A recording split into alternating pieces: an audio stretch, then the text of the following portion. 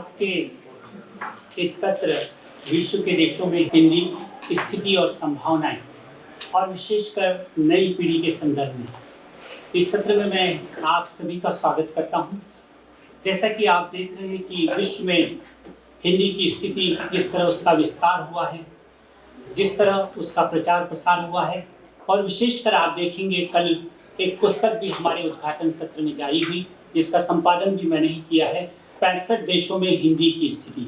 तो एक रिपोर्ट 65 देशों की जारी हो चुकी है। मतलब इन 65 देशों में तो हिंदी है, लेकिन हमारा लक्ष्य तो ये है कि हम उसको 100 देशों तक पहुंचाएं। ये मेरा ही अपना प्रण है कि 100 देशों से ज़्यादा है, तो इसका विस्तार है। लेकिन अब एक नई चुनौती हमारे सामने है, जिस संदर्भ में हम बात करने चाह रहे हैं कि भाषा वही जिंदा रहती है जिसे अगली पीढ़ी स्वीकार करे। यदि अगली पीढ़ी स्वीकार नहीं करे तो भाषा लुप्त हो जाती है, मर जाती है। तो आज का विषय यही कि अब विशेष जोर पर इसी बात पर दे रहे हैं कि हम नई पीढ़ी तक हिंदी को किस तरह ले जाएं, हमारी टेक्नोलॉजी का उपयोग किस तरह करें, या अन्य स्वरूपों में उसको किस तरह हम उन तक पहुंचा पाएं। ऐसा कौन सा आकर्षण पैदा करें कि वे अन्य भाषाओं के साथ साथ हिंदी को भी एक अनिवार्य, उसके बहुत सारे स्वरूप हो सकते हैं जिस पर हम चर्चा करने जा रहे हैं। मुझे खुशी है कि आज इस सत्र की अध्यक्षता माननीय श्री मनोज श्रीवास्तव जी कर रहे हैं, जो बहुत वरिष्ठ साहित्यकार हैं, जिनका अलग अलग कार्य हैं। आप जानते हैं कि वे एक वरिष्ठ IAS अधिकारी रहे हैं, मध्य प्रदेश सरकार के अपर मुख्य सचिव रहे हैं,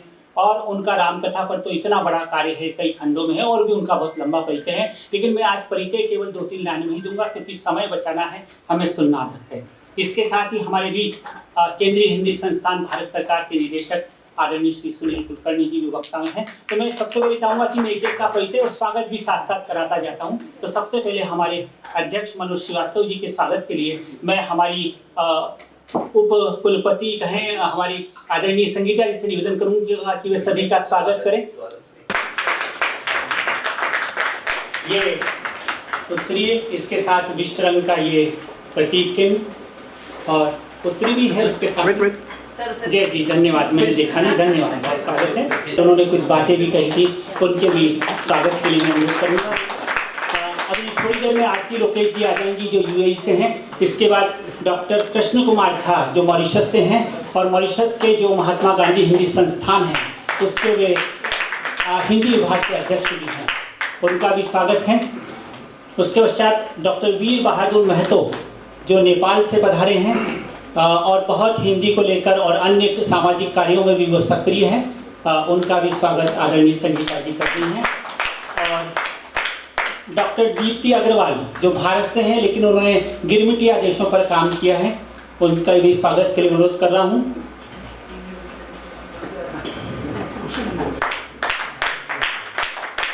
मलेशिया से अंजू पुरोहित जी हमारे बीच हैं, जो बहुत कई संस्थाओं से जुड़ी हैं, कई अंतर्राष्ट्रीय कार्यक्रमों का आयोजन करती है, बहुत अच्छी कवित्री भी हैं।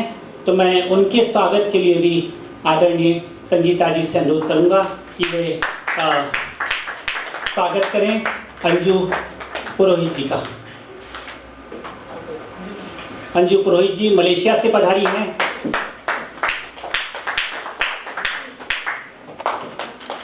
ले आइए, साथ में ले आइए, यहीं रखिए जी।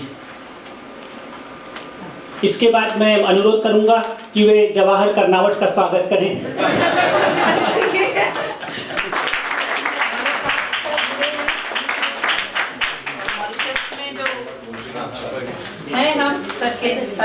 अरे और हम चाहते हैं कि इस विषय पर सारगर्भित और सार्थक चर्चा हो। कम से कम समय में हम गागर में सागर भरने का प्रयास करें, और अपने देश की बात करें। ये बात न करें कि उस देश में क्या हो रहा है, विश्व राष्ट्र संघ में हिंदी कैसे आएगी।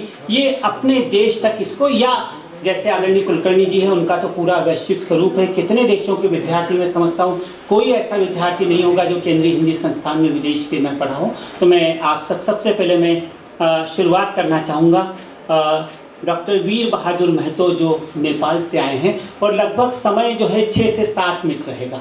6 मिनट में अपनी बात समाप्त करें। और मैं दरअसल क्या है, मुझे संचालन इसलिए भी दे दिया जाता है कि मेरा अंदाज पुलिसिया होता है, तो मुझे अपनी शक्तियों का उपयोग न करना पड़े, मैं उसमें अपनी खुशनसीबी मानूंगा। तो मेरा निवेदन है कि निर्धारित समय में अपनी बात कहें और केवल विषय पर अपनी बात कहें, तो ये सत्र हमारा सार्थक होगा। तो स्वागत है। विशेष परिचय नहीं दूंगा। वीर बहादुर महतो जी नेपाल में भाषा के लिए बहुत सक्रिय हैं, हिंदी के लिए सक्रिय हैं, वहाँ पर अपनी अलग समस्याएं हैं, चुनौतियां हैं। स्वागत है डॉक्टर वीर बहादुर महतो जी। धन्यवाद जवाहर सर और आज के इस सत्र के अध्यक्ष जी और इस सभागार में उपस्थित विद्वान और एवं विदुषीगण। बड़ी खुशी की बात है कि आज 2024 मॉरिशस के धरती पर विश्व हिंदी सचिवालय के परिसर में जो विश्व रंग 2024 का आयोजन किया गया है। तो वास्तव में आज का जो विषय है कि हिंदी वैश्विक स्तर पर जो इसकी अवस्थाएं हैं, तो अपने अपने देश में हिंदी की अवस्था कैसे है इस पर अपना बात को रखना है। तो मैं नेपाल के संदर्भ में अपना बात को रखना चाहूँगा। दरअसल अभी के संदर्भ में नेपाल में जो पहले हिंदी का अवस्था था अभी थोड़ा दयनीय हो चुका है। दयनीय इस मामला में हो चुका है कि जब आप बहुत विद्वान विदुषी लोग नेपाल को आप लोग भ्रमण किए होंगे, तो नेपाल और भारत का राजनीति सीमाना ही अलग है, सिर्फ सांस्कृतिक सीमाना तो वही है। सांस्कृतिक में बहुत ज़्यादा विविधता नहीं है। चूँकि करीब आज से 50 वर्ष पहले वहाँ ये अध्ययन अध्यापन का माध्यम भी हिंदी था, लेकिन जैसे बढ़ता गया तो हिंदी का जो लोकप्रियता है नेपाल में थोड़ा घटती नज़र आ रही है। उसका बहुत सारे कारण हो सकता है, जिसमें मैं कुछ कारण को आप लोग को अवगत कराना चाहूँगा। खास तौर पर वहाँ देखते हैं तो जो पहले जैसे मैंने बताया कि अध्ययन अध्यापन का माध्यम भी ये था, बहुत सारे लोग वहाँ गए हुए भी थे। लेकिन अभी जो हिंदी की अवस्था है, नेपाल के सबसे पुराना विश्वविद्यालय त्रिभुवन विश्वविद्यालय है, वैसे हिंदी का वहाँ स्नातकोत्तर विभाग भी है, अध्ययन अध्यापन वहाँ होता है, लेकिन जिस गति से होना चाहिए वहाँ वैसा अवस्था नहीं रहा है। तो ज़रूरी है कि जो हम लोग का विरासत था, जहाँ पर बहुत सारे हिंदी का बातचीत चर्चा परिचर्चा हो रही थी और समृद्ध भाषा था, उसका अवस्था दिनानुदिन घटने की स्थिति में क्यों है, इस पर थोड़ा हम लोग को विमर्श करना जरूरी है। और मैं गोरखापत्र में वहाँ पर मगही भाषा लिखता हूँ, और गोरखापत्र नेपाल सरकार की पत्रिका है, वहाँ पर 42 भाषा प्रकाशन होती है, लेकिन दुर्भाग्य की बात है कि उसमें हिंदी नहीं आ रहा है।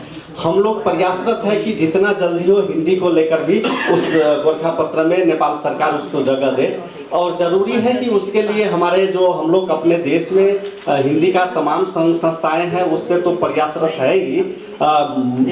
मैं आग्रह करना चाहूँगा कि ये विश्व रंग समारोह और विश्व हिंदी सम्मेलन की ओर से भी वहाँ, और मैं भारतीय दूतावास को भी मंच से आग्रह करना चाहता हूँ कि नेपाल सरकार को ये अवगत कराए, क्योंकि इतनी समृद्ध भाषा को अभी तक गोरखापत्र ने जगह क्यों नहीं दिया। तो हमें लगता है कि ये पहल हो सकता है। तो ज़रूरी है कि वहाँ हिंदी का लेकर जो कुछ राष्ट्र के हिसाब से भी कुछ बातचीत चल रही है, जो एक प्रोपोगंडा के हिसाब से खड़ा किया जा रहा है, वो सत्य तथ्य नहीं है। तो हिंदी में काम करने वाले विद्वान और विदुषी के साथ साथ जो संघ संस्थाएं हैं उसको जो थोड़ा है इसको चीरना होगा कि क्यों ऐसा हो रहा है। क्योंकि नेपाल में अगर हिंदी इस हिसाब से है कि वहाँ बहुत सारे मातृभाषा है, लेकिन संपर्क भाषा के हिसाब में चूँकि नेपाल के कोने कोने में हिंदी को लोग समझते हैं, वैसे नेपाल में भी 142 भाषा है, लेकिन हिंदी सब समझते हैं। हिंदी में सबका अपना जो व्यवहार है वो भी होता है, लोक व्यवहार का एक माध्यम रहा है। तो ज़रूरी है कि यदि इसको हम लोग समृद्ध करेंगे तो निश्चित रूप से ही आगे बढ़ेंगे। और मैं जो इसका शोध का शीर्षक रखा था जो एक नई पीढ़ी के संदर्भ में था, तो मैं एक अनुसंधान किया हुआ था कि जो हमारे पूर्वज के समय से ही प्रचलित लोक गाथाओं हैं, कहीं न कहीं लगता है कि ये जो हमारे लोक गाथा है वो दिनानुदिन हमसे कटते जा रहे हैं। तो ज़रूरी है कि उस लोक गाथा पर हम लोग ध्यान दें, चूँकि उससे हमारा इतिहास और संस्कृति उसमें छिपा हुआ है, जिसके माध्यम से हम लोग आसानी से अपने भाषा साहित्य संस्कृति शोध वार्ता लोक वार्ता को समझ सकते हैं। तो मेरा इसका शीर्षक रहा था हिंदी साहित्य में लोरिक चन्मा का प्रेम आख्यान पर मैंने अपना कार्यपत्र दिया था। क्योंकि समय कम है तो मैं इसको कार्यपत्र तो दिया हूँ और ठीक है, इसको मैं तो समग्र में मैं ये कहना चाह रहा था कि जो हिंदी का नेपाल में अवस्था था वो दिनानुदिन लोकप्रियता के हिसाब से और प्रयोग करने वाले लोगों के हिसाब से जो पहले था, चूँकि और देशों के तुलना में मुझे लगता है कि विकास हुआ है, लेकिन जब हम एक नेपाली नागरिक के हैसियत से देखते हैं तो थोड़ा हमको इसकी अवस्था जो है सो थोड़ा नीचे की ओर आ रहे हैं। तो हम लोग चाहते हैं कि कम से कम जो हमारा गरिमा था उस गरिमा को बचाए, इसको आगे बढ़ाए। हम लोग अपना स्तर से वहाँ लगे हुए हैं और मेरा आग्रह है, जैसे मैंने पहले बताया, कि हिंदी में काम करने वाले संघ संस्थाओं, विद्वान विदुषियों और खास करके भारतीय दूतावास भी थोड़ा हम लोग को करे तो निश्चित रूप से हम लोग उस गरिमा को प्राप्त कर सकेंगे। समय की अभाव है। धन्यवाद। मैं अपना बात को रखते हुए यहीं पर विराम देता हूँ। आभार। धन्यवाद जी, बहुत बहुत धन्यवाद आपका। और ये इसलिए भी महत्वपूर्ण है, मैं बता दूं कि ये जो हमारा मंच जितना समृद्ध है उससे कहीं ज़्यादा समृद्ध श्रोतागण है, इसलिए वो पारखी श्रोता बैठे हैं और यदि यहाँ से ठीक बात नहीं कहेंगे तो उन्हें लगेगा कि हम किस सत्र में आ गए। मैं आपको बता दूं, यहाँ पर कुंवर शर्मा जी हैं, साहित्य अकादमी के उपाध्यक्ष हैं। उसके बाद प्रियदर्शन जी हैं जो एनडीटीवी के भारत के दिल्ली के प्रमुख हैं, वो बैठे हैं। हमारे बीच श्रीलंका से अतिला जी बैठी हैं। उसके बाद साउथ कोरिया से उधर सोन यन ऊ बैठी हुई हैं। मॉरिशस के धुरंधर लेखक रामदेव धुरंधर जी यहाँ पर बैठे हुए हैं। उसके बाद हिंदी स्पीकिंग यूनियन और आर्य समाज के प्रमुख डॉक्टर गंगू बैठे हुए हैं। केनिया से हमारे हुए भाई अभिजीत गुप्ता बैठे हैं। इसलिए हमारी परीक्षा भी है कि हम कितना ठीक से विषय पर और सारगर्भित बोलें। बहुत बहुत धन्यवाद आपका। अब मैं आमंत्रित कर रहा हूँ श्री सुनील कुलकर्णी जी को, जो केंद्रीय हिंदी संस्थान के निदेशक हैं और खासकर पूरे विश्व से यहाँ पर हिंदी शिक्षण के लिए व्यक्ति आते हैं, तो उनका भी एक अपना अनुभव है। स्वागत है सुनील कुलकर्णी जी। धन्यवाद जवाहर जी। मंच पर उपस्थित आज के सत्र के सम्माननीय अध्यक्ष मनोज जी और विभिन्न देशों से प्रतिनिधित्व करने वाले हमारे सभी सहयोगी मित्र, उपस्थित सभी विद्वज्जनों को सादर प्रणाम करता हूँ, सस्नेह नमस्कार करता हूँ। समय सीमा की गंभीरता को ध्यान में रखते हुए आवश्यकता नहीं पड़ेगी। इस चीज़ को केवल एक 3-4 मुद्दों में 6 मुद्दों में कुछ कहा नहीं जा सकता, क्योंकि समय सीमा की भी एक सीमा होती है। अगर आप कहेंगे कि 2 मिनट में बोलो तो सांस लेने में कभी कभार 2-4 मिनट चले जाते हैं। तो इस तरह से भी पाबंदियां लगाना अभिव्यक्ति स्वतंत्रता पर मुझे नहीं लगता है कि बहुत उचित है, लेकिन एक संयोजक की अपनी मर्यादा होती है और उसको हमें चलना पड़ता है।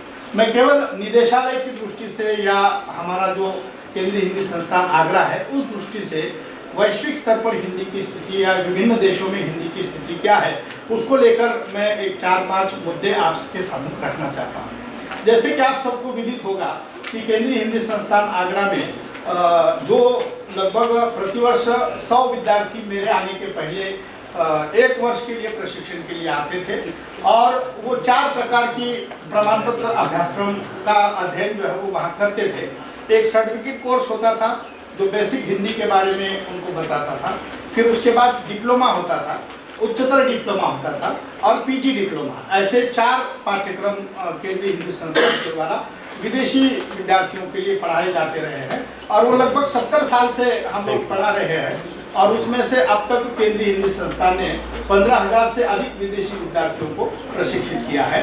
अब समय की मांग के अनुसार उसमें हम थोड़ा परिवर्तन कर रहे हैं, क्योंकि प्रायः अनुभव करने को ये मिला कि अधिकतर देशों के विद्यार्थी 1 साल के लिए भारत आना नहीं चाहते हैं। कम सीमा में, कम समय में वो हिंदी को जानना चाहते हैं, समझना चाहते हैं और इसलिए अभी हम लोग उसमें 3 महीने के कोर्स हमने कुछ प्रारंभ किए हैं, जिसको लघु अवधि के पाठ्यक्रम के रूप में कहा जा सकता है।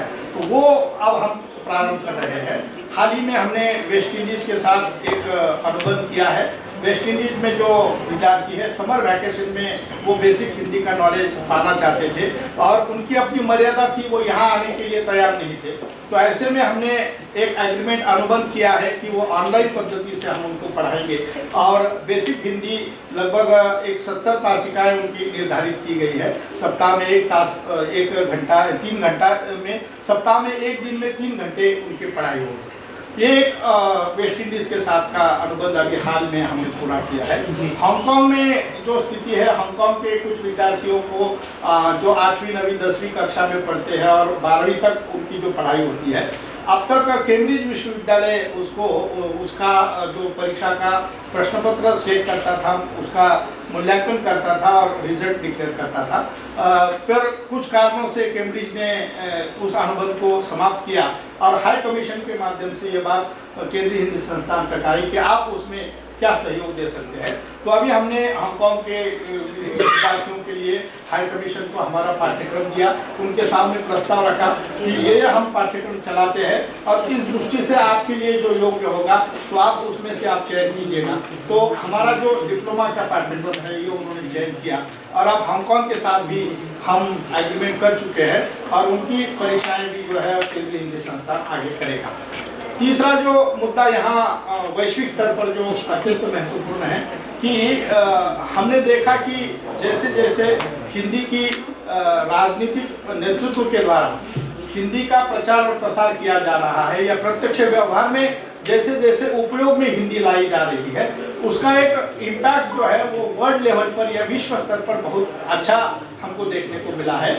चाहे वो आदरणीय पंतप्रधान नरेंद्र मोदी जी हो या उनकी सहयोगी टीम हो, इवन जयशंकर जी का भी हम उल्लेख करेंगे, वो साउथ के होने के बावजूद भी हिंदी में जो सहजता के साथ बात करते हैं वैश्विक स्तर पर, उसका एक परिणाम अच्छा हुआ कि लगभग आज 10-12 देशों के एमयूज करने के प्रस्ताव जो है वो केंद्रीय हिंदी संस्थान के पास है, लेकिन उसकी एक औपचारिकता होने के कारण हम उसको पूर्ण रूप नहीं दे पाते हैं।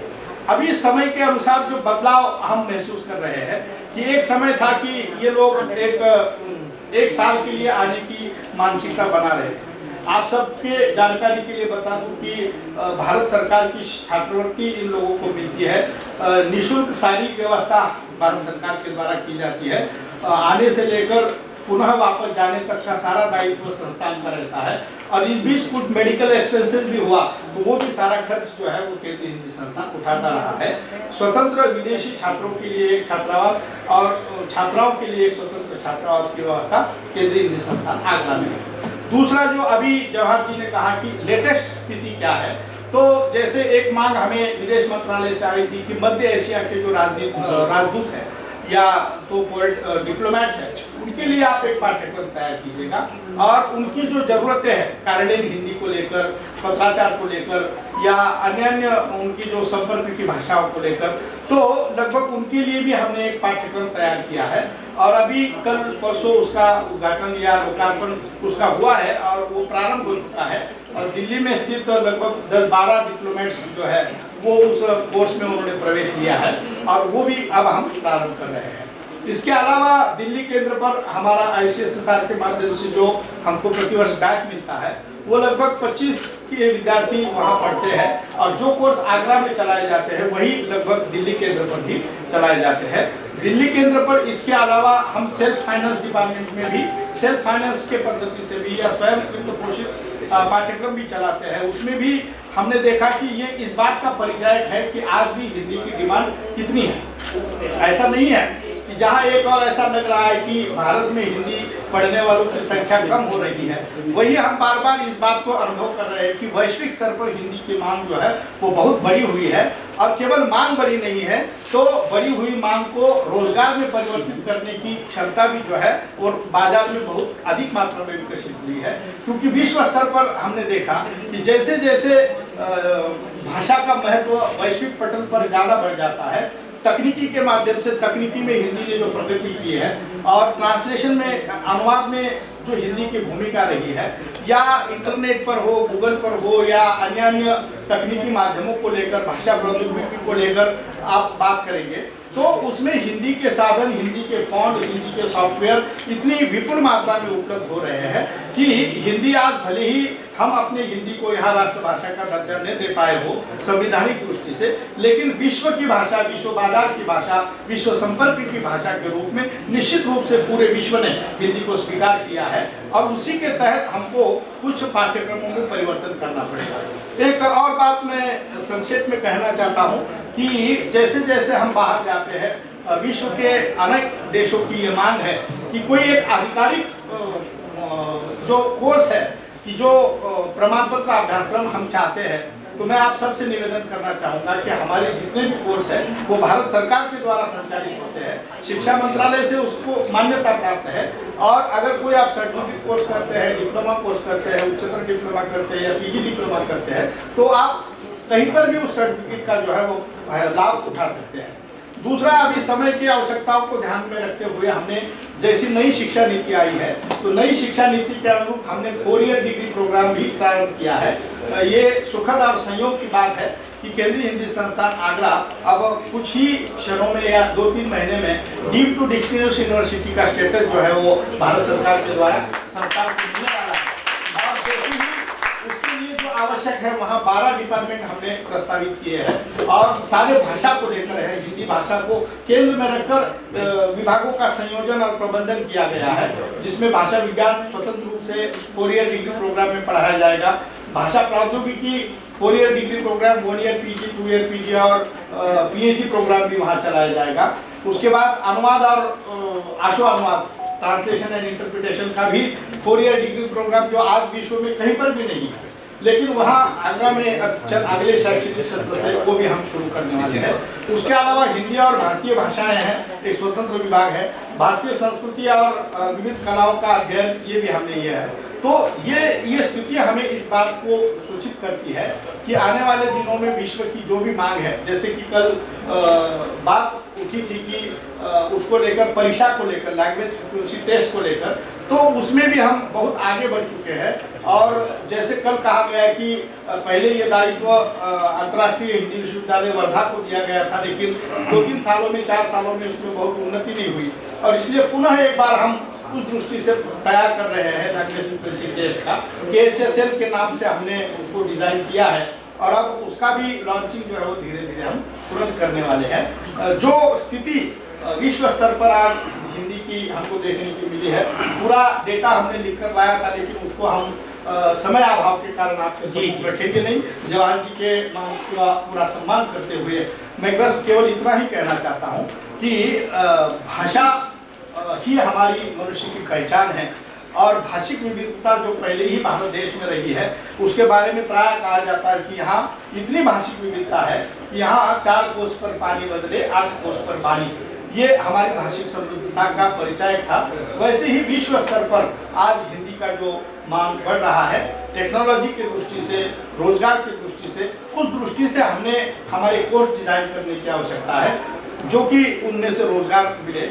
उदाहरणार्थ विज्ञापन लेखन जैसा पाठ्यक्रम हो, संवाद लेखन जैसा पाठ्यक्रम हो, भाषिक संप्रेषण जैसा पाठ्यक्रम हो या मानक वर्तनी और प्रूफ रीडिंग जैसा पाठ्यक्रम है। 3 पाठ्यक्रम इन दिनों संस्थान ने लॉन्च किए हैं। नंबर 1 हिंदी भाषा कौशल प्रमाण पत्र जो 3 महीने का पाठ्यक्रम है।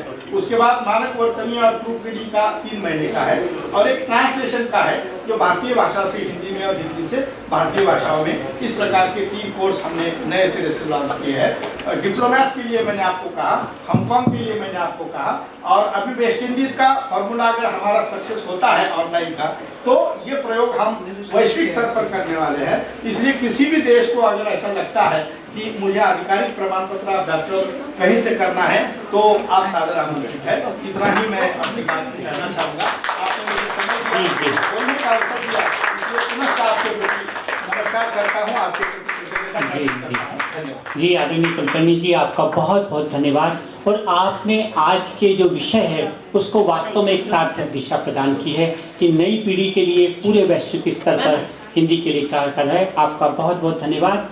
हमारे बीच आज वक्ता के रूप में जो यूनाइटेड अरब अमीरात से आई हैं, आरती लोकेश जी आई हैं। मैं उनके स्वागत का भी अनुरोध करूंगा कि उनका स्वागत किए। हमारी आदरणीय संगीता जी से निवेदन करूंगा कि वे आरती लोकेश जी का स्वागत करें और फिर हम कार्यक्रम को आगे बढ़ाएं। इसके बाद मैं निवेदन करूंगा डॉक्टर कृष्ण कुमार झा जी, जो मॉरिशस से ही हैं और मॉरिशस के महात्मा गांधी संस्थान में हिंदी के विभाग अध्यक्ष हैं। तो मैं नहीं समझता कि मॉरिशस में हिंदी की स्थिति के बारे में, नई पीढ़ी के बारे में उनसे कोई अच्छा और वक्ता हो सकता था। तो मैं जोशी सर भी यही हाँ जी खंडवा के बीसी जी कोई बात आइए सर, नहीं, साथ में। मोमेंटो दे देंगे सर, आप ये कर दीजिए समय हमारे साथ। जी आदरणीय जोशी जी हमारे खंडवा में जो विश्वविद्यालय हैं उसके कुलपति हैं, वो भी आरती जी का ये प्रतीक चिन्ह देकर स्वागत करें। कृष्ण कुमार जी झा कई वर्षों से यहाँ पर हिंदी के अध्ययन, अध्यापन, शिक्षण और प्रचार प्रसार से जुड़े हैं। उनका स्वागत है कि वे अपने निर्धारित समय में अपनी बात कहें। स्वागत है कृष्ण कुमार जी। धन्यवाद जवाहर जी, मंच पर आसीन और इस सत्र के अध्यक्ष महोदय और हमारे जितने भी सहयोगी विद्वान वक्तागण हैं, सभागार में उपस्थित सभी विशिष्ट हिंदी प्रेमी, बहुतों को मैं जानता हूँ, नाम नहीं लूँगा, धुरंधर जी हैं, सुगुप्ता जी हैं, अंजू जी हैं, मॉरिशस से युवा लेखक काशी हैं, शर्मा जी हैं, सभी का स्वागत है और सभी को मैं प्रणाम करते हुए अपनी बात रखना चाहता हूँ। समय बहुत कम है और मैं थोड़ी बहुत स्थिति की बात करूंगा, उसके बाद थोड़ी चुनौतियां भी और संभावनाएं क्या हैं इस पर थोड़ी बहुत बात करूंगा। बाद में कुछ प्रश्न होगा उस पर हम विशेष जो है उस पर प्रकाश डाल सकते हैं। स्थिति जो है कि यहाँ पर 1834 से जो है जो अप्रवासन के रूप में मॉरिशस पहला पड़ाव बनता है, तो वहाँ से बात शुरू होती है और वहाँ सबसे पहले जो है कि तुलसी का रामायण जो है कि हिंदी का आधार जो है कि वो बनता है। फिर तुलसी का रामायण के बाद जो है कि बैठका की स्थिति आती है। बैठका परंपरा जो है कि आज भी नॉन फॉर्मल एजुकेशन में, अनौपचारिक शिक्षण में आज भी बैठकाएं यहाँ पर जो है कि पूरे मॉरिशस में आर्य समाज की बैठकाएं, हिंदी प्रचारणी सभा की बैठकाएं, पूरे मॉरिशस में आप देखेंगे इनकी जो है बहुत सारी शाखाएं हैं, वहाँ हिंदी का जो है कि अध्ययन अध्यापन हो रहा है। फिर एक जो है कि फिर मंदिरों में 1868 से जो है कि वह मंदिरों की स्थापना यहाँ शुरू हो जाती है और 1900 आते आते बहुत सारे मंदिर बन जाते हैं और मंदिरों में भी जो है कि बैठका का स्थान जो है कि मंदिर लेता है और मंदिर में इसी तरह से भजन कीर्तन और अक्षर पढ़ायन का काम जो है कि वह शुरू होता है। 1901 में महत्वपूर्ण पड़ाव आता है गांधी जी का। हम इतिहास से आगे बढ़ते हैं। 1901 में गांधी जी और गांधी जी के आगमन का प्रभाव पड़ता है, जो हम सब जानते हैं। गांधी जी ने जो महत्वपूर्ण बातें की थी कि आप जो है अपने बच्चों को शिक्षित कीजिए, राजनीति में जो है कि आप लोगों को रुचि रखनी चाहिए, भाग जो है लेना चाहिए और फिर भाषा संस्कृति के प्रति आपका झुकाव होना चाहिए। ये गांधी जी का जो है कि एक महत्वपूर्ण संदेश लोगों के हृदय में जो है मान लीजिए कि रच बस गया। फिर उसके बाद गांधी जी के कहने पर 1907 में मनीलाल डॉक्टर जी आते हैं और बहुत ही महत्वपूर्ण वे कार्य करते हैं। वकील थे और साथ में हम जानते हैं कि पूरे भारत से बाहर जो हिंदी पत्रकारिता का जो एक बृहद इतिहास शुरू होता है वो 1909 से हिंदुस्तानी नाम से शुरू होता है और उसमें ही जो है कि आप हिंदी की कविताएं होली नाम से छपती है, फिर सत्या होली गद्य में लिखी हुई रचनाएं जो है कि प्रकाशित होती है। तो एक पूरा का पूरा इतिहास, हिंदी पत्रकारिता का इतिहास जो है कि पूरे मॉरिशस में आप 1909 से लेकर तमाम पत्रिकाएं आप देखेंगे, आर्य पत्रिकाएं, जागृति पत्रिकाएं, आर्य समाज की पत्रिकाएं, कई मतलब महत्वपूर्ण पत्रिकाएं जिसमें आप झा जी मेरा ये निवेदन था कि थोड़ी वर्तमान स्थिति पर बता दीजिए। इतिहास तो हम लोग अच्छा इतिहास है ना, इतिहास तो सबको बोलते हैं। वर्तमान स्थिति माध्यमिक स्तर पर जो है कि आप देखें कि प्राइमरी स्कूल में हिंदी की पढ़ाई होती है। लगभग 600-700 हिंदी के अध्यापक यहाँ अध्ययन कार्यों से जुड़े हुए हैं। प्राइमरी स्कूल में ही पहले क्या था कि हिंदी भाषा जो है ग्रेडिंग का विषय नहीं था कि आप जो है कि हिंदी में अगर अच्छे अंक लाते हैं तो फिर आपको जो है कि सेकेंडरी स्कूल में अच्छा स्कूल मिल जाएगा।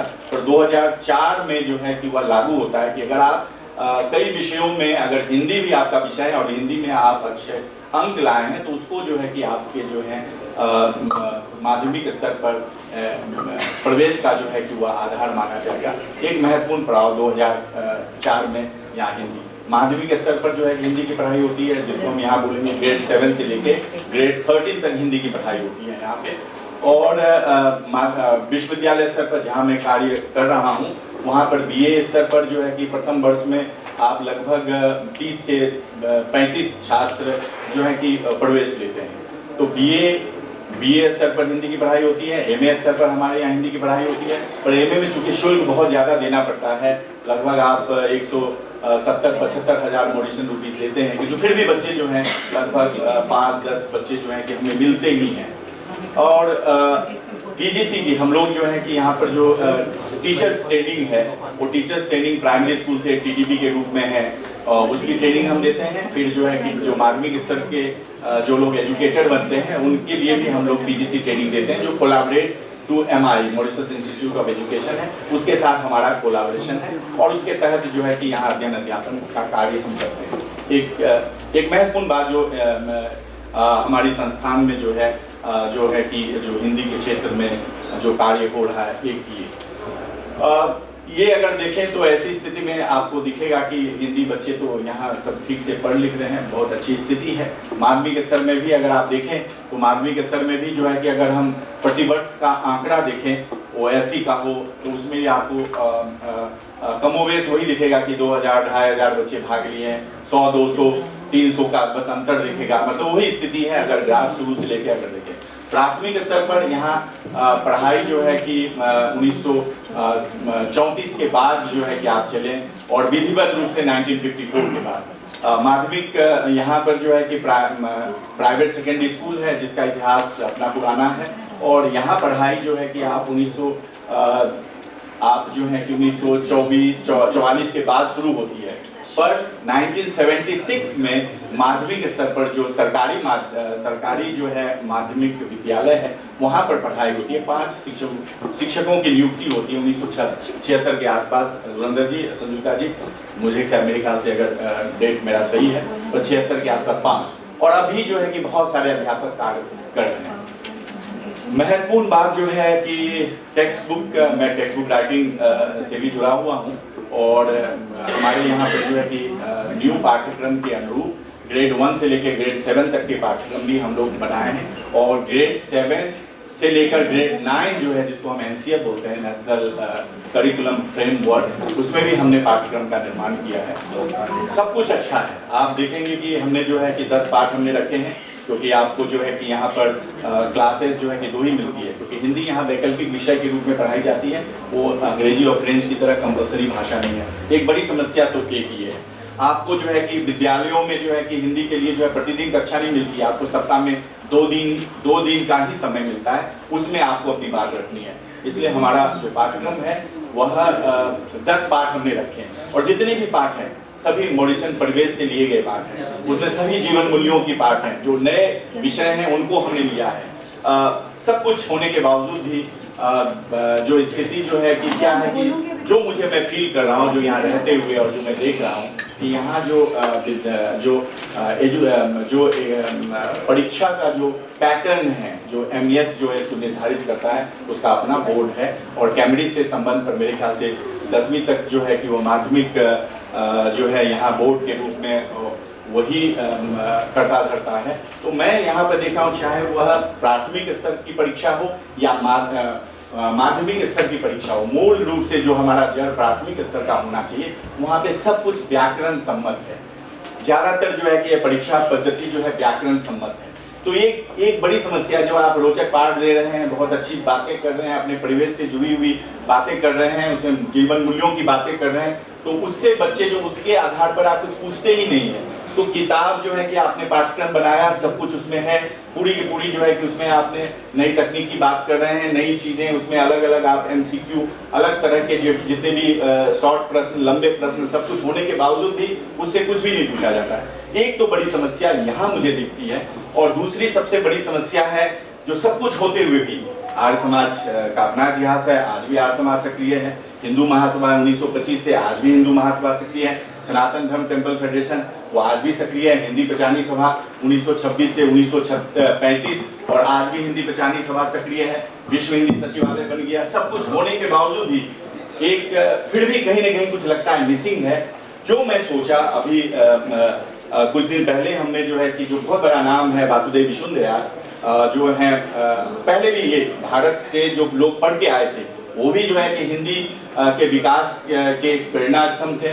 जैसे मैंने मनीलाल डॉक्टर का नाम लिया, उसके बाद चिरंजीव भारद्वाज जी आते हैं, फिर आत्माराम विश्वनाथ जी आते हैं जो पहला मॉरिशस का इतिहास लिखते हैं, फिर कई स्वतंत्रानंद आते हैं और बड़े बड़े ऋषि मुनि जो है कि आके प्रवचन करते हैं। उससे भारत भी पढ़ने काशीनाथ किस्टो जाते हैं, 1909 के आसपास काशीनाथ किस्टो जाते हैं। उनका जो है कि बहुत अच्छा आर्यन वैदिक स्कूल है, वो आने के बाद यहाँ 1916 के आसपास जो है कि विद्यालय का निर्माण करते हैं। तो जितने लोग भारत से यहाँ पढ़ के आए उसमें बड़ा नाम है पंडित वासुदेव विश्वनाथ, जय नारायण राय जी जो भारत से पढ़ते हैं। जय नारायण राय जी जो है वे पत्रकारिता के क्षेत्र में बहुत अच्छा काम किए, जनता पत्र के संपादक थे। 2 महत्वपूर्ण पत्र यहाँ पर निकले थे, एक जनता और जमाना। आप उसको देखेंगे, उसमें बहुत ही सारगर्भित और बहुत सारी बातें। जी अब समाप्त मैं बस थोड़ी सी बात जो महत्वपूर्ण है, जो मैं देख रहा हूँ यहाँ पर, एक जो जैसे भारत की स्थिति है, भारत में अभिजात अंग्रेजी को लेके जो बनी हुई है वो मानसिकता एक बनी हुई है। यहाँ भी अंग्रेजी और फ्रेंच की मानसिकता, उसी तरह की मानसिकता अभिजात। ऐसी स्थिति में मुझे दिखता है कि जो सबसे महत्वपूर्ण है, जो कि शब्द संस्कार सबसे महत्वपूर्ण है कि आप शब्दों को लेते हैं, शब्दों का पलायन करते हैं। ये शब्द संस्कार और भाषा संस्कार जो है वो बहुत ही महत्वपूर्ण है।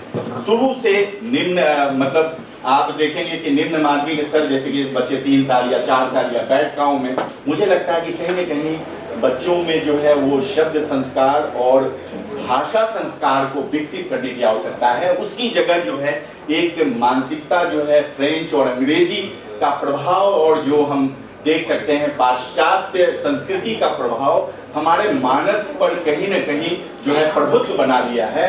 तो मुझे लगता है कि अगर आप फिर से वो पुरानी चीजें जो अच्छे बहुत सारे मंत्र हैं, बहुत सारे, अगर इनका पलायन ठीक से किया जाए, वो शब्द जो है कि कहीं न कहीं हमारा अच्छा भाषा संस्कार बन सकता है और हमें जो है कि एक अच्छा संस्कार बनाएगा। जब हम अच्छे संस्कारित होंगे तो निश्चित रूप से जो है जो अभी कई तरह की स्थितियां हैं उससे जो है कि हम बच पाएंगे।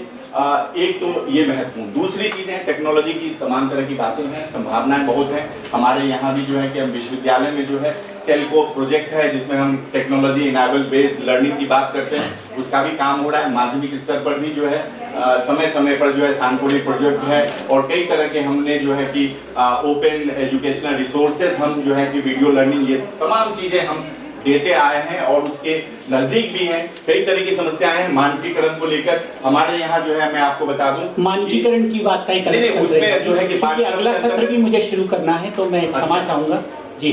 ठीक है, मतलब उस पर भी हम थोड़ी सी जो है कि मेरा अपना अनुभव था, पर हमने जो है पाठ्यक्रम में 2 स्तर दिए हैं। एक तो जो है कि जो तत्सम प्रधान शब्द हैं और जो मानकीकरण का जो प्रयोग हो रहा है, हमने उसका दोनों रूप दे दिए हैं कि ताकि जो है बच्चों, क्योंकि हम लोग जो है कि पुराने रूप को लेके यहाँ पे चल रहे हैं, तो जब आप नए रूप में आते हैं तो उसमें भी प्रश्न होता है, तो हमने दोनों रूप दे दिए हैं। तो मानकीकरण और इत्यादि यहाँ जो है समस्याएं नहीं है, कहीं न कहीं शैली बदली है। हम जो है भारत के जैसे केंद्रीय जो है कि हिंदी संस्थान के बहुत सारा काम हो रहा है, पर मॉरिशस के लिए जो मॉरिशस का आप साहित्य होते हैं, भारत से बाहर मॉरिशस का साहित्य समृद्ध है, वैसे नहीं बन गया है। तो यहाँ लोगों ने जो है कि उसको अच्छी तरह से भाषा को पकड़ा है, शब्दों का आप कैसे उच्चारण करें, कैसे लिखें, वो जो तत्सम प्रधान, वो तमाम बातें जो है यहाँ पे हैं। आप विदेशी पाठ्यक्रम या विदेशी छात्रों को केंद्रित करके, चाहे वो अमेरिका हो या यूरोप को केंद्रित करके मॉरिशस पे लागू करते हैं तो यहाँ काम नहीं करता। तो ये भी एक जो है कि एक बड़ी समस्या है, उसको भी देखने की आवश्यकता है। कई बातें हैं, कुछ प्रश्न होगा तो उस पर मैं आ जाऊंगा। समय कम है इसलिए बहुत सारी बातें मुझे करनी थी, पर समय के कारण जो है कि मैं अपने वाणी को विराम देता हूं। बहुत बहुत धन्यवाद और बहुत बहुत धन्यवाद झा जी, आपने बहुत उपयोगी जानकारी दी। मैं अब निवेदन करूंगा अंजू पुरोहित जी जो मलेशिया से आई है, तो वो भी बिल्कुल समय का विशेष ध्यान रखें। मैं आपको एक और बात बता दूं कि आज हमारा कार्यक्रम राष्ट्रपति का कार्यक्रम है, राष्ट्रपति महोदय का कार्यक्रम है और यहाँ से उस स्थान पर पहुँचने में 1 घंटे का समय लगेगा। हमें भोजन भी करना है, इसलिए समय का विशेष ध्यान रखें। जी, अंजू पुरोहित जी मलेशिया में भाषा के लिए बहुत सक्रिय हैं, कई अंतर्राष्ट्रीय आयोजन करती हैं और विभिन्न प्रकार के कार्य करती। मैं परिचय विशेष नहीं दूंगा, वे 6 मिनट में 5 से 6 मिनट में अपनी बात समाप्त कर दें। सभी प्रबुद्ध जनों को मेरा नमस्कार। और मलेशिया में जो हिंदी की स्थिति, उससे पहले मैं बताना चाहती हूँ कि मलेशिया में मलय बहुल जनसंख्या है। वहाँ पे कुछ प्रतिशत भारत से आए हुए दक्षिण के भी लोग हैं। और एक और रुचिकर है तथ्य कि वहाँ पर सिख लोग भी आए हैं, जिन्हें कि बंगाली कहा जाता है, क्योंकि वो बंगाल रेजिमेंट से आए थे। तो ये और बहुत ज़्यादा संख्या में प्रवासी भारतीयों की भी मलेशिया में जनसंख्या वो रहते हैं मलेशिया में। तो जो मलय पॉपुलेशन है वो तो अपनी मलय जो भाषा है वो बोलती हैं, और जिस पर जो इंडोनेशिया की जो भाषा है उसका बहुत प्रभाव है। और मलय भाषा में हिंदी के बहुत सारे शब्द सुनने को मिलते हैं। ये बड़ा रोचक है, क्योंकि जो भाषा इंडोनेशिया है वहाँ इंडोनेशिया में हिंदुत्व का भी प्रभाव है, हिंदू धर्म का भी है। तो मलेशिया की जो भाषा है उसमें जैसे कि कपाला, मेजा, कुर्सी, इस तरीके के शब्द भी आपको मिल जाएंगे। और काफ़ी सारी जो भारतीय भाषाएं हैं उसमें भी मलय भाषा सम्मिलित, मतलब मलय भाषा के अंदर उनका है समावेशन। तो और बॉलीवुड के कारण मलेशिया की जो मलय जो पॉपुलेशन है उसमें भी काफ़ी जो कुछ होता है इत्यादि जो शब्द हैं वो अपने अर्थ बना चुके हैं। इंडियन जो भारतीय कल्चर है उसके बारे में भी उन्हें काफ़ी इंटरेस्ट है। और जो सिख पॉपुलेशन है वहाँ की वो इंग्लिश में ही बात करती हैं, और जो दक्षिण है वो तो अपनी लैंग्वेज में बात करते हैं। अप्रवासी भारतीय जिसकी संख्या मलेशिया में बहुत ज़्यादा है, वहाँ पर बहुत सारी स्कूल विद्यालय लेवल के बहुत सारे CBSE के विद्यालय हैं वहाँ पे, जहाँ पर हिंदी पढ़ाई जाती है। और बहुत ही जो प्रवासी भारतीयों के जो ग्रुप्स बने हुए हैं वो चूँकि हमें पता है कि जो प्रवासी भारतीय हैं वो भी अपने बच्चों को आजकल ये एक बहुत ही भयावह स्थिति है कि जो नेक्स्ट जनरेशन है वो घर में भी इंग्लिश ही बोलना पसंद करते हैं, ताकि जहाँ रह रहे हैं, जिस देश में रह रहे हैं, उस देश के साथ में वो जल्दी से अपना कार्य शुरू कर सके। तो ये एक भयावह स्थिति है। लेकिन उसके लिए मेरा आगरा संस्थान जो एक बेसिक जो कोर्स है, अगर हम अपने प्रवासी भारतीय बच्चों के बारे को भी एक प्रोवाइड करना शुरू कर दें, तो मेरे ख्याल से, क्योंकि भाषा जो है वो संस्कृति को भी एकदम से चेंज कर देती है, तो ये मेरे ख्याल से प्रवासी भारतीय बच्चों के जो नेक्स्ट जनरेशन है, क्योंकि वो आजकल इस बात में अभिमान समझते हैं कि मेरे कभी कभी ये भी बोलते हैं कि हमारे बच्चों को हिंदी समझ में नहीं आती है। तो ये एक मुझे लगता है कि एक बेसिक कोर्स, लेकिन कुछ ज़्यादातर चाहते हैं कि बच्चों को हिंदी आए, लेकिन अगर बेसिक कोर्स प्रोवाइड कर, क्योंकि स्कूलों में भी व्यवस्था नहीं है, तो वो कोर्स अगर हो और ज़्यादा से ज़्यादा प्रवासी उनके अंदर अगर हम करें तो शायद हिंदी का हम विदेश में कर सकते हैं प्रसार। और काफ़ी सारी जो संस्थाएं हैं, मेरी स्वयं की संस्थाएं हिंदी हैं, हम जो कि भारतीय साहित्य और भारतीय भाषाओं आदि को बहुत प्रोत्साहन करती है। और विदेश हम लोग कुमार विश्वास का भी प्रोग्राम हमने किया इसी उस के कारण।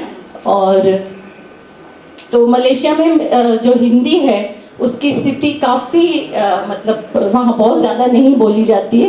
तो हम इसके बारे में अगर कुछ प्रयास करें, बहुत सारी संस्थाएं, और विश्व रंग से भी मैं अनुरोध करना चाहूँगी कि मलेशिया में भी आएँ और एक बहुत बड़ा ग्रैंड प्रोग्राम हम लोग कर सकें। जी धन्यवाद। मैं बताना चाहता हूँ कि मैं 2 महीने पहले मलेशिया गया था, और वहाँ पर हमको तमिल वालों से सीखना चाहिए। 1 लाख बच्चे 522 विद्यालयों में प्राथमिक शिक्षा अनिवार्य रूप से तमिल भाषा में करते हैं, और उन्हें सिंहली वहाँ की भाषा मलय भाषा और अंग्रेजी भी पढ़ाई जाती है। और 6ठी क्लास से या तो वो मलय में शिफ्ट हो जाते हैं या अंग्रेजी में शिफ्ट हो जाते हैं, लेकिन उनका जो आधार है वो तमिल भाषा है। तो ये हमारे लिए एक सबक की बात है कि हम जो चलिए मलेशिया तो तमिल भाषी है, लेकिन मलेशिया जो मॉरिशस है, फिजी है, वहाँ पर हम क्या कर रहे हैं, ये हमारे लिए भी एक प्रश्न है। बहुत बहुत धन्यवाद, आपने बहुत संक्षेप में बड़ी अच्छी जानकारी दी। मैं अब मेरे दीप्ति अग्रवाल जी से निवेदन करूंगा कि आप भारत के बारे में बात न करें, आपने जो गिरमिटिया देशों में अपना काम किया है वहाँ पर हिंदी की क्या कैसी है, उसके लिए 5 मिनट में अपनी बात कह दें। जी बहुत बहुत धन्यवाद। भारत की धरती मॉरिशस और मंच को नमन और आप सभी को सादर अभिवादन। ज़्यादा औपचारिकता में नहीं पढ़ूंगी, सीधा वक्तव्य पर आती हूँ। मेरे वक्तव्य का विषय है गयाना और ट्रिनिडाड में हिंदी कल, आज और कल। 150-200 साल पहले 1838-1845 में गयाना और ट्रिनिडाड भारतीय श्रमिक जिस तरह से मॉरिशस में गए थे, वहाँ विटबी हेस्परस जहाज और फटिल रजाक जहाज से उनको ले जाया गया। कुछ अपनी मर्जी से भी गए थे, लेकिन अधिकतर को ले जाया गया। अधिकतर उत्तर प्रदेश और बिहार पट्टी के क्षेत्र के थे, हिंदी भाषी थे। तो संपर्क भाषा दक्षिण भारतीय भी लोग गए थे, लेकिन एक संपर्क भाषा हिंदी बन गई।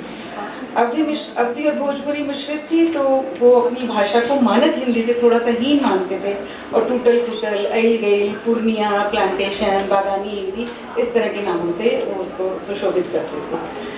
चूँकि वो गिरमिट थे सभी, तो उस हिंदी का नाम एक पारिभाषिक शब्द गिरमिट हिंदी में पड़ा। लेकिन समय के हिसाब से उसकी भाषिक संरचना में परिवर्तन आया, क्योंकि क्रियोल शब्दों का मिश्रण हुआ। गयाना में ब्रिटिश उपनिवेश था, ट्रिनिडाड में पहले स्पेन और बाद में ब्रिटिश उपनिवेश। तो उन उपनिवेशों की भाषाओं के भी शब्दों का मिश्रण हुआ, तो वहाँ की भाषा गयाना में गयानी हिंदी और ट्रिनिडाड में ट्रिनिडाडी हिंदी कही जाने लगी। ज़्यादा भिन्नता नहीं है, पर थोड़ी भिन्नता उनमें है। मैं उदाहरण लिख कर लाई थी, पर मैं नहीं लूँगी।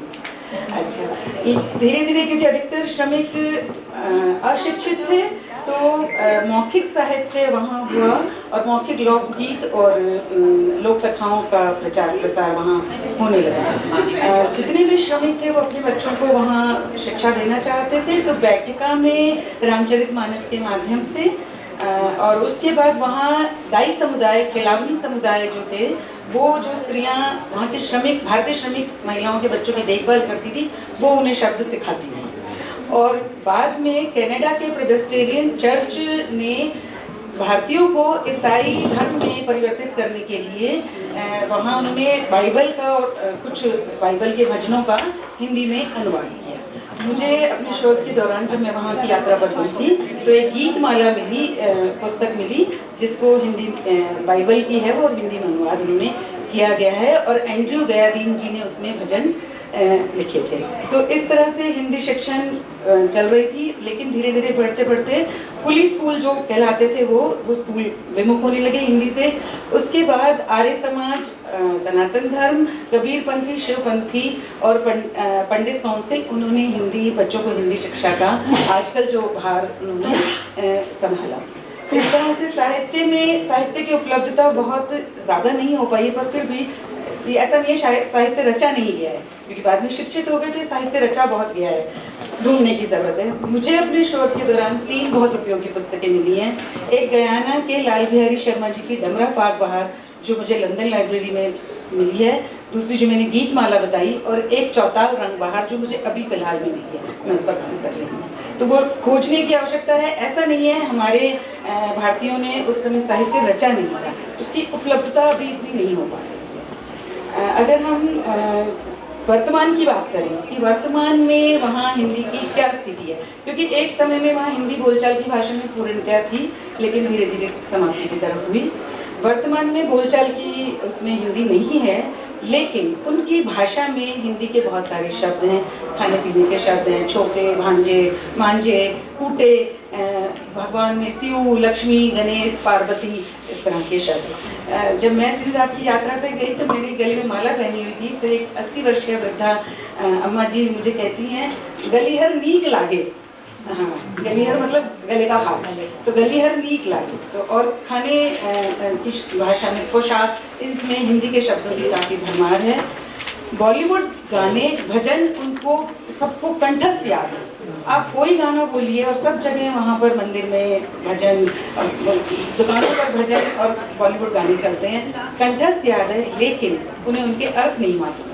जब मैं एक वहाँ मुझे प्रतियोगिता में भाग लेने का अवसर मिला, जो एक सब युवा बच्चे हिंदी बॉलीवुड सॉन्ग्स की प्रतियोगिता थी, और उसमें वो उन्होंने बहारों फूल बरसाओ मतलब पुराने गाने भी उन्होंने बहुत गाए। तो मैंने उनसे पूछा कि क्या तुम्हें उनका अर्थ मालूम है? उन्होंने कहा नहीं। वो अपने फ़ोन में उसकी ट्रांसलेट देख लेते हैं, और रोमन में एक और वो है, वहाँ देवनागरी लिपि नहीं होती है, नहीं चलती है फिलहाल में, वो सब कुछ रोमन में पढ़ करके वो करते हैं। तो जो मैंने उनसे कहा, आग्रह किया कि आप इनके अर्थ जानकर अगर इन गानों को गाएंगे तो ज़्यादा आप भाव से गा पाएंगे। तो अब मेरे जो मित्र बन गए हैं वो बहुत बार अर्थ पूछते हैं कि इसका क्या अर्थ है, इसका क्या अर्थ है। तो आज की जो एक वहाँ की धरती पर जो पैदा हुआ चटनी संगीत, तो चटनी संगीत के जो पुराने गाने हैं उनमें हिंदी शब्दों की काफ़ी भरमार है। अभी धीरे धीरे अंग्रेज़ी के शब्द ज़्यादा हो गए हैं, लेकिन अगर हम ये चाहते हैं कि हिंदी को वहाँ पुनर्जीवित किया जाए, और पुनर्जीवित तो नहीं मतलब कि सींचा जाए उस पौधे को, तो हम चटनी संगीत के जो गाने और उनमें हम हिंदी के शब्दों से अगर सृजन करके यहाँ से भी करें और वहाँ के भी लोग अगर करें तो एक हिंदी में ज़्यादा अवसर मिलेगा। दूसरा जो है भारत सरकार और ट्रिनिडाद गुयाना की सरकार, वो अगर साझा प्रयास करें तो हम यहाँ से भारतीयों को भेजें, नए पाठ्यक्रम थोड़े तैयार किए जाएं और अध्यापकों को भारत से भेजा जाए, लेकिन भारत से जाकर के सीधे अध्यापक वहाँ के बच्चों को इतनी उच्च शिक्षा नहीं दे पाएंगे जब तक उनको वहाँ की संस्कृति और वहाँ की भाषा और उससे परिचित नहीं करा जाए, क्योंकि हर भाषा के कुछ रूप मुहावरे और शब्द होते हैं। तो जब तक हम उनसे उनको नहीं करेंगे उनमें कुशल, तो वहाँ इतना ज़्यादा उनसे नहीं जोड़ पाएंगे। वहाँ के जो अध्यापक हैं हिंदी में, जो केंद्रीय हिंदी संस्थान से जो पढ़कर जाते हैं, वो ज़्यादा अच्छी हिंदी उनको सिखा पाते हैं।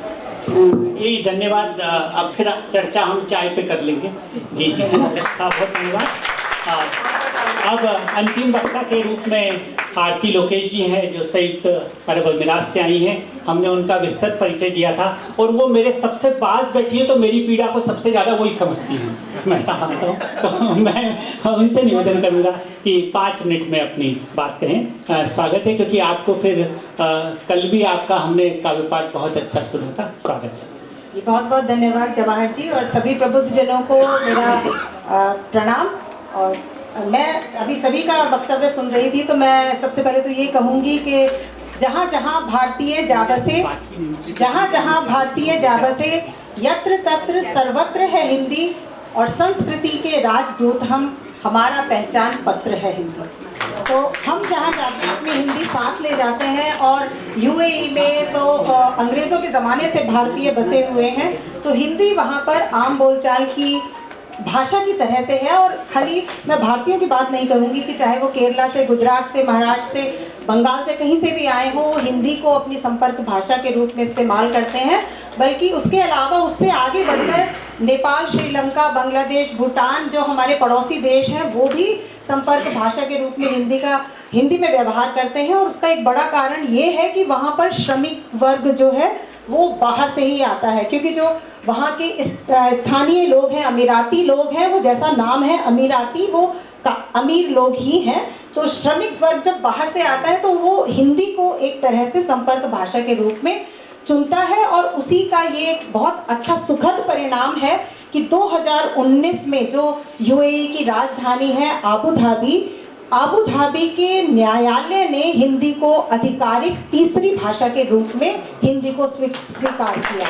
और ये हम भारतीयों के लिए बहुत गर्व की बात है, क्योंकि हिंदी तो जैसे अभी मॉरिशस में आप देख रहे हैं, वैसे ही आप हर जगह वहाँ पर आम बोलचाल की भाषा में आप देखेंगे, सुनेंगे। लेकिन जो एक बहुत बड़ी गर्व की बात है वो ये है कि जो अमीराती लोग हैं वो हिंदी में बहुत रुचि रखते हैं। सिनेमा देख कर वो हिंदी बोलना सीख जाते हैं, और सिनेमा देखते हैं वो किस तरह से, शुरू में जब उन्हें समझ में नहीं आता तो स्क्रीन पर अरबी में जो उनके भाषांतर संवाद चल रहे होते हैं उससे उन्हें समझ में आ जाती है। लेकिन हिंदी गानों को वो पकड़ लेते हैं, और जब वो सिनेमा से बाहर निकलते हैं तो हिंदी गाने गुनगुनाते रहते हैं। और उसी का प्रभाव ये है कि जो आप इमिग्रेशन पे जाएं, आप पुलिस में चले जाएं, आप किसी भी सरकारी संस्थान में चले जाएं जहाँ पर अमीराती लोग ही काम करते हैं, लेकिन जैसे ही वो एक भारतीय को देखते हैं, आप कैसे हैं, कहाँ से आए हैं, भले ही वो भाषा व्याकरण सम्मत ना हो, लेकिन उनका प्रयास आपको एक सुखद अनुभूति देता है कि वे कम से कम प्रयास करते हैं।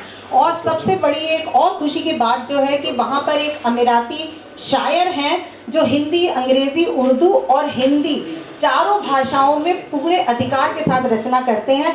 150 से अधिक उनकी पुस्तकें हैं। शायरी करते हैं, सिर्फ गज़ल एक ही विधा में काम करते हैं, और 35 पुस्तकें उनकी हिंदी में हैं, जो कि हमारे वहाँ भारतीयों की किसी की इतनी पुस्तकें वहाँ पर हिंदी भाषा में नहीं हैं। तो हिंदी साहित्यकार भी वहाँ पर बहुत हैं।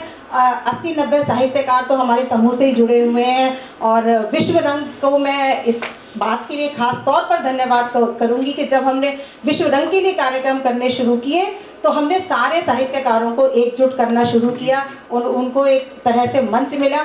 अब जो हिंदी शिक्षा की बात है वो एक ज़रूर मेरे लिए अभी बहुत खुशी की बात इसलिए नहीं है क्योंकि खाली 10वीं कक्षा तक वहाँ पर हिंदी शिक्षा है। हालांकि वहाँ पर भरपूर CBSE के भी विद्यालय हैं और ICSE के भी विद्यालय हैं, लेकिन हिंदी एक विकल्प के रूप में ही वहाँ पर पढ़ाई जाती है कक्षा 10 तक।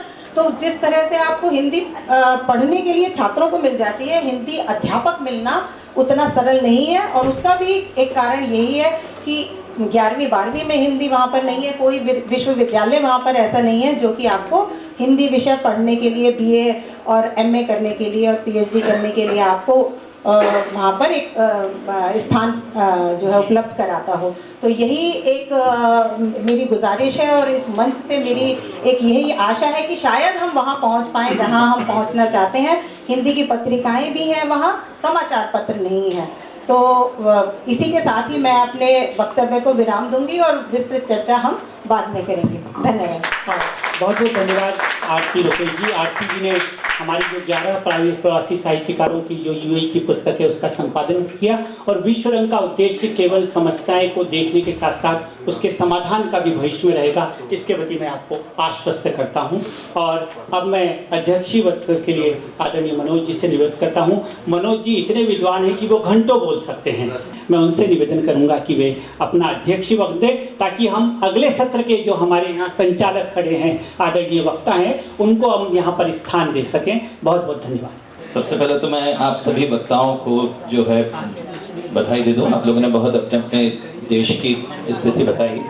अध्यक्ष का काम शायद ये है कि वो पूरी सभी वैश्विक तरीके से ले, किसी एक देश विशेष के संदर्भ में बात नहीं करे। जो विश्व के देशों में हिंदी है उसके भविष्य के संदर्भ में जब आप बात कर रहे थे तो कुछ अनुभव हमें अपने इतिहास से सीखने चाहिए। इतिहास का अनुभव ये है कि कोई भी भाषा इस आधार पर जो है उसका प्रसार नहीं होता है कि उसे बोलने वाले कितने हैं, उसका प्रसार इस बात से होता है कि उसे कौन बोल रहा है। अंग्रेजी जो है यदि फैली दुनिया भर में तो वो अपनी शक्ति के आधार पर फैली, भाषिक शक्ति के आधार पर नहीं, उससे बोलने वालों की सैनिक, सामरिक, आर्थिक शक्ति के आधार। तो आज आप देखें भारत को, तो जो वर्ल्ड फायर पावर इंडेक्स है उसमें भारत का स्थान जो है वो 4था हो गया है। यदि आप देखें तो जो सिर्फ पावर इंडेक्स लें जो कि सभी इंडेक्स को मिलाता है तो उसमें भारत जो है बहुत ही विकसित हालत में है। आज आप देखें तो हम लोग जो है 7% की दर से बढ़ने वाली विश्व की सबसे तेजी से बढ़ने वाली अर्थव्यवस्था है, जबकि विश्व की जो है जो GDP की औसत वृद्धि दर है वो 2.4% है। तो उस मायने में भी हम आगे हो गए हैं। और ऐसे देखें आर्थिक दृष्टि से, बजट की और तमाम उसकी दृष्टि से तो हमारा स्थान 5 है, लेकिन फिर भी हम नहीं बढ़ पा रहे। तो उसके पीछे कारण ये है कि हमारे पास मिलिट्री पावर तो है, फायर पावर है, उसका उपयोग नहीं है। और हम हिंदी को के विकास की जो दिशा चुने हैं वो कभी भी उतनी मानवद्रोही दिशा नहीं हो सकती जितना कि अंग्रेजी वगैरह की रही, जिसने उपनिवेशवाद फैलाया। इसी मॉरिशस का जो ध्वज है उसमें देखिए सबसे ऊपर जो रंग है, पहला रंग, वो लाल रंग है।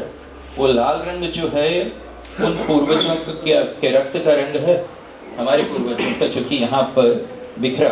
तो वो ऐसा रक्त जो है जगह जगह बिखरा हुआ। उसके बावजूद 200 साल के आर्थिक साम्राज्यवाद के बावजूद, सामरिक साम्राज्यवाद के बावजूद विश्व के सिर्फ 20 देशों में जो है मातृभाषा के रूप में अंग्रेजी है, अन्यथा नहीं है।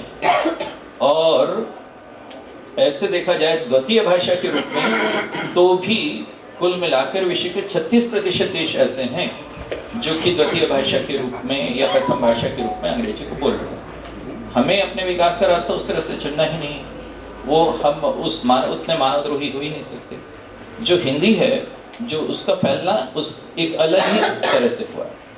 एक तो हिंदी का फैलना यूँ हुआ कि हिंदी की जो अंतर्राष्ट्रीयता है, जिसका आप सब लोग भी जिक्र कर रहे थे, वो ये है कि हम प्रथमा संस्कृति विश्ववारा के आधार पर फैले हैं। सबसे पहली संस्कृति जिसका विश्व ने वर्ण किया था, जिसका आरोपण नहीं हुआ था, वो हिंदी तो या भारतीय संस्कृति थी। इसलिए सभी जगह लोग पाते हैं कि इस तरह के शब्द आते हैं। हिंदी में सर्वनाम में हम तू बोलते हैं, तो ग्रीक में हम तू बोलते हैं, लैटिन में हम सू बोलते हैं। वो उस तरह की चीज़ें हैं, फोनोलॉजिकल या जो है मार्फोलॉजिकल, उस तरह की समानताएं मिलती हैं, उस आधार पर मिलती है। उसी चीज़ को खारिज करने के लिए फिर आर्य आक्रमण सिद्धांत वगैरह लोगों ने चलाया और ये सब चलाई चीज़ें भारतीय भाषा परिवार की। वो मूलतः ये है कि कहीं ना कहीं हमारी संस्कृति थी। दूसरा जो है, हिंदी फैली है तो इसलिए फैली है कि हिंदी ने उस उपनिवेशवाद को सहा और उसके कारण जो है हमारे पूर्वज जो है उनका निर्वासन हुआ। तो हम एक निर्वासित हिंदी है जिसमें एक छूटे हुए घर का ब्लूप्रिंट है, और वो निर्वासन की हिंदी जो है वो पीड़ा की हिंदी। वो दूसरी एक हिंदी है जिसे मैं कहता हूँ प्रवासन की हिंदी, क्योंकि आज देखिए अकेले भारत से ही करीब 10 लाख लोग तो प्रतिवर्ष जो हैं संयुक्त राज्य अमेरिका जा रहे हैं, कुछ और दूसरे देशों में भी जा रहे हैं। इस तरह से तो एक निर्वासन की हिंदी है, एक प्रवासन की हिंदी है। निर्वासन की हिंदी में जो है एक नॉस्टैल्जिया है, और प्रवासन की हिंदी में एक तरह की आकांक्षा है, सिर्फ स्मृति ही नहीं है, आकांक्षा है। और निर्वासन की हिंदी जो है वो जो कहना चाहिए कि उस पीड़ा के साथ साथ तो है ही, उस स्मृतियों को भी संजोए हुए है, लेकिन प्रवासन की हिंदी में जो है वो एक तरह का अनुकूलन का भाव है। जिस होस्ट कंट्री है जो उस देश से, उससे कहीं ना कहीं वो अनुकूलन करना चाहती है। ये दो तरह की हिंदियाँ हैं जो कि देखने को मिलती हैं, और उसमें जो है हम लोगों को देखना चाहिए कि हमें हिंदी को भविष्य में प्रसार करना है और अपना एक अलग मार्ग चुनना है जो शुद्ध भारतीय मार्ग होगा। तो उसमें कुछ दूसरे देशों के अनुभवों से सबक लेना है। अब आज मैं देखता हूँ कि इंडोनेशिया जो है उसमें ये नियम है उनका कि जितने भी अंतर्राष्ट्रीय अनुबंध होंगे, किसी भी विदेशी कंपनी से भी अनुबंध होंगे, तो उसका जो है इंडोनेशियन भाषा में उस पर हस्ताक्षर होना जरूरी। वो अनुबंध का प्रारूप जो है इंडोनेशियन की लैंग्वेज में होगा। मैं देखता हूँ कि जापान में जो है वो जापानी भाषा शिक्षण प्रोन्नयन अधिनियम बनाया है उन्होंने, और वो इसलिए बनाया है कि विदेशी जो वहाँ पर आते हैं उनको जापानी भाषा सिखाई जा सके। मैं देखता हूँ कि चीन में जो है उन्होंने IECL international expansion of Chinese language वो बना रखा है उन्होंने। तो वो उसमें वो इतना सब करते हैं, 50,000 विद्यार्थियों को तो वो लोग शिक्षावृत्ति देते हैं चाइना में, जो विदेशी विद्यार्थियों को। उन्होंने जो बेल्ट रोड प्रोजेक्ट बनाया है, उस बेल्ट रोड प्रोजेक्ट का एक अंग है कि आप किस तरह से चीनी भाषा का प्रसार, मंदारिन का प्रसार करोगे। वो फ्रांस में मैं देखता हूँ उन्होंने 131 देशों में वहाँ की सरकार ने फ्रेंच का जो है एक भाषा प्रसार जो है नेटवर्क खड़ा किया हुआ है। ये सब अनुभव जो हैं हमें ये सिखाने के लिए हैं कि किस तरह से हिंदी का प्रसार, मेरे समय तो नहीं हो गया हाँ, किस तरह से हिंदी का प्रसार जो है वो हम इन अंतर्राष्ट्रीय अनुभवों के मद्देनजर कर सकते हैं। और उस हिसाब से जब मैं देखता हूँ तो सरकार की तरफ से करना तो ज़रूरी है ही। कुछ इस तरह की जो संस्थाएं हैं, जैसे कि रविन्द्रनाथ टैगोर यूनिवर्सिटी कर रही है, वो उस तरह की निजी संस्थाओं को भी लेना होगा। आज यदि एक चाइनीज़ भाषा के प्रसार का हम देखते हैं तो वहाँ सरकार ने तो एक अपना टारगेट ही तय कर दिया कि 2025 तक 85% जो लोगों को मंदारिन सीख लेनी होगी, चीन के लोगों को। हमारे यहाँ जैसा लोकतंत्र वहाँ है नहीं। उन्होंने ये भी कर दिया कि 2035 तक बाकी बचे हुए जो लोग हैं, जो वहाँ के ट्राइबल्स हैं और दूसरे हैं, उनको भी अनिवार्यता मंदारिन सीख लेनी होगी। हमारे यहाँ अनिवार्यता की बात ही नहीं करते हैं, हम स्वेच्छा की बात करते हैं, और वही हमारा मार्ग भी है, क्योंकि हम जो है उस तरह का देश भी नहीं है, और हम अपना मार्ग भी जो है एक स्वायत्त मार्ग ही चुनेंगे, क्यों दूसरे की नकल पे चुनेंगे। लेकिन प्रेरणाएं जरूर ग्रहण की जा सकती हैं कि ऐसी कौन कौन सी चीज़ें हैं जिसका उपयोग जो है दूसरे देशों के लोग जो हैं वो अपनी भाषा प्रसार में कर रहे हैं। और सबसे पहला उसमें सबक जो हमें मिलता है कि यदि आप अपनी भाषा को दुनिया भर में फैलाना चाहते हो, उसकी वैश्विक उपस्थिति जो है युवा पीढ़ी के लिए दर्ज कराना चाहते हो, तो सबसे पहले जो है आप इस बात का प्रमाण दो कि आपकी भाषा का आपके घर में, आपके देश में कितना आदर है। और वो उसके व्यावहारिक अर्थ है। जैसे बुसान का है, अभी बुसान विश्वविद्यालय में पहले हिंदी पढ़ाई जा रही थी, उन्होंने हिंदी वापस ले ली। क्यों? बुसान के छात्रों ने वहां पे आंदोलन भी खड़ा किया, लेकिन वहां जो है उन लोगों ने कहा कि साहब यहाँ तो जो है भारत में अंग्रेजी से काम चल जाता है। अब यदि ये है कि काम आपके गृह देश में ही जो है आपकी भाषा के बगैर चल रहा है, हिंदी के बगैर चल रहा है, तो आप कैसे लोगों को कन्विंस करोगे? तो इसलिए मैं देखता हूँ कि हिंदी भाषा के प्रसार की जो स्थिति है वो कहीं एक समान नहीं है। विश्व भर के सारे देशों में हम लोग एक तरह से नहीं फैल रहे हैं। कहीं है कि जहाँ हम आगे बढ़े तो 2 कदम और पीछे हो। और जो यही देखें कि सिर्फ इन दूसरी विदेशी भाषाओं के साथ ही नहीं, हमारे ही देश की दूसरी भाषाएं हैं। बांग्ला जो है उसको देख लें, उर्दू देख लें, जो विदेशों में जो है किस तरह से वहाँ पर उनका स्वीकार हुआ और हिंदी का नहीं हुआ कई परीक्षा। तो ये सब स्थितियाँ हमें बताती हैं कि हमें इनसे सबक भी लेने हैं और अपना एक स्वायत्त मार्ग भी चुनना है। आप सभी लोगों को बहुत बहुत शुभकामनाएं। निश्चित रूप से बहुत ही सारगर्भित वक्तव्य आपका रहा। तो जैसा कि आदरणीय माधुरी रामधारी जी का मुझे निर्देश हुआ था, मॉरिशस के बहुत अच्छे लेखक मोहनलाल जगेसर जी हैं, उनका एक कविता संग्रह काव्य प्रसन्न, वो स्वयं यहाँ पर उपस्थित है। मैं चाहूँगा कि हमारे आदरणीय मनोज जी कुलकर्णी जी और सभी जो हैं इस पुस्तक का लोकार्पण भी करें। आइए आइए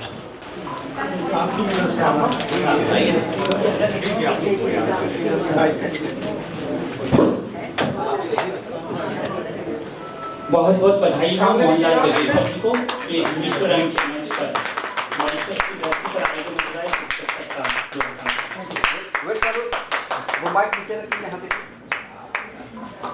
मैं आदरणीय मनोज जी से निवेदन करूंगा कि कल जो हमारे सत्र में जो वक्ता थे उन्होंने मोमेंटो प्रदान नहीं किया गया था, तो मैं जय आयल जी को ये मोमेंटो, बाकी तो वक्ता हमारे अगले सत्र जय आयल जी को ये मोमेंटो प्रदान करें।